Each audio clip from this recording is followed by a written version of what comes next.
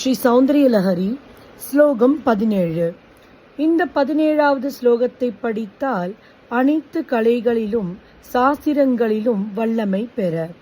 இந்த ஸ்லோகத்தையும் இந்த ஸ்லோகத்தில் உள்ள பதத்தையும் இப்பொழுது விளக்கமாக பார்க்கலாம்.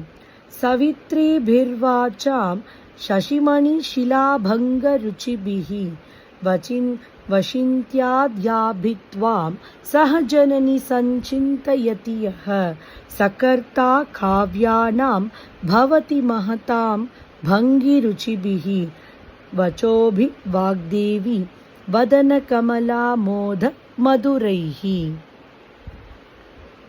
வாக்தேவதைகளால் சூழப்பெற்றவள், ஜனனி தாயே, வாச்சாம் வாக்கின், சவித்ரிபிஹி பிரவர்த்தர்களும், சசிமணிஷிலாபங்க ருச்சிபிஹி சந்திரகாந்தக்கல்லை பிளந்தால் தோன்றுவது போன்ற காந்தி உடையவர்களும் ஆகிய வசிந்த்யாத்யாபிஹி சஹ வசினி முதலிய வாக்தேவதைகளுடன் கூடியிருப்பவளாக, துவாம் உன்னை, யஹ எவன், சஞ்சிந்தயதி சிந்திக்கிறானோ, சஹ அவன், மஹதாம் மகான்களுடைய, பங்கி ருச்சிபிஹி காவியங்களைப் போல் பிரகாசிப்பவனவும், வாக்தேவி வதன கமலா மோத மதுரைஹி சரஸ்வதி தேவியின்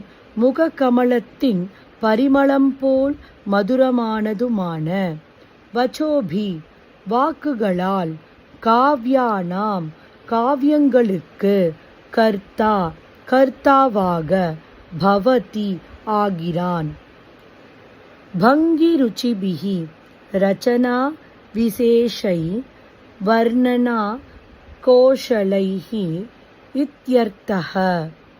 சவித்ரிபிஹி அக்ஷர வர்க்கங்களை தோற்றுவிக்கும் தேவதைகளாகிய வசினி முதலியவர்களால், சர்வரோகஹர சக்கரம் என்னும் அஷ்டகோணத்தில் வசினி தேவதைகள் பின்வரும் மாத்ருகா மந்திரங்களால் பூஜிக்கப்படுகின்றனர்.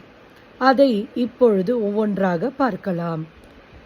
வசினி வாக்தேவதாயை நமஹ, காமேஸ்வரி வாக்தேவதாயை நமஹ, மோதினி வாக்தேவதாயை நமஹ, விமலா வாக்தேவதாயை நமஹ, அருணா வாக்தேவதாயை நமஹ, ஜயினி வாக்தேவதாயை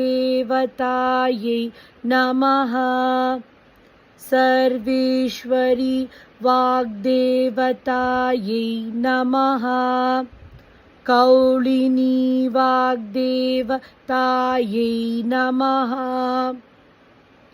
இன்னொரு முறையிலும் பூஜிப்பது உண்டு. அது பின்வருமாறு பார்க்கலாம். பிந்துவில் திரிகோணத்திலும் வசினி, காமேஸ்வரி, மோதினி, விமலா ஆகியவர்களையும், அஷ்டகோணம் உள் 10 கோணம், வெளி 10 கோணம், 14 கோணம் ஆகியவற்றில் அருணா, ஜெயினி, சர்வேஸ்வரி, கௌளினி ஆகியவர்களையும், புவனேஸ்வரி என்ற ஜெகன்மாதாவுடன் சேர்த்து கிரமமாக பூஜித்தல். மூன்றாவது முறை. துவாதச யோகினி பிஹி சார்த்தம் வசிந்த்யாத்யஷ்டகம் மிலித்வா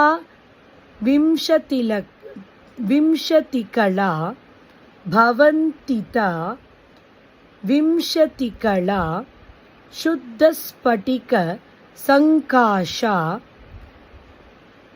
தசாரயுக்ம கோணேஷு சஞ்சிந்தனீயா. அயம் ச பூப்ரஸ்தார பேதஹ வித்யா